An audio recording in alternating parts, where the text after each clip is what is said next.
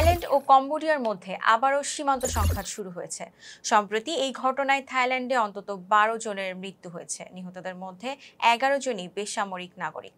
তবে কম্বোডিয়ার পক্ষ থেকে এখনো আনুষ্ঠানিকভাবে কোনো হতাহতের তথ্য জানানো হয়নি।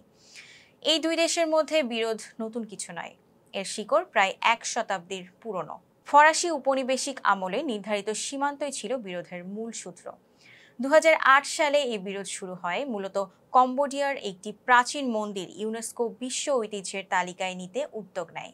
থাইল্যান্ড এর বিরোধিতা করে। এরপর থেকে মাঝে মাঝেই সংঘর্ষ হচ্ছে সীমান্ত এলাকায়। মারা গেছেন সেনা ও সাধারণ মানুষ দুপক্ষ থেকেই। গত মে মাসে এক কম্বোডিয়ান সেনা নিহত হওয়ার পর উত্তেজনা আরও বাড়ে। দুদেশই একে অপরের ওপর সীমান্ত নিষেধাজ্ঞা আরোপ করে।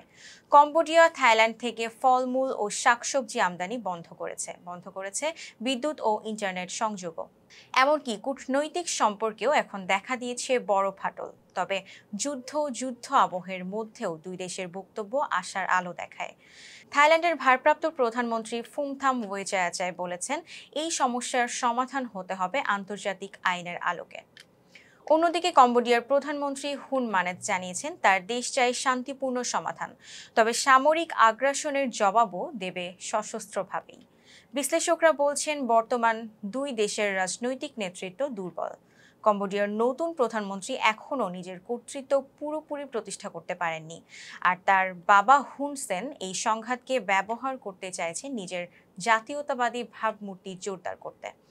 থাইল্যান্ডেও পরিস্থিতি ভিন্ন নয়। সাবেক প্রধানমন্ত্রী থাকসিন সিনাওয়াত্রার সমর্থনে একটি দুর্বল জোট সরকার এখন ক্ষমতায়। ধারণা করা হয়, থাকসিন ও হুন সেনের মধ্যে ব্যক্তিগত সম্পর্ক ঘনিষ্ঠ ছিল, কিন্তু সাম্প্রতিক এক ফোন কল ফাঁসের পর সে সম্পর্কে ভাঙন ধরে।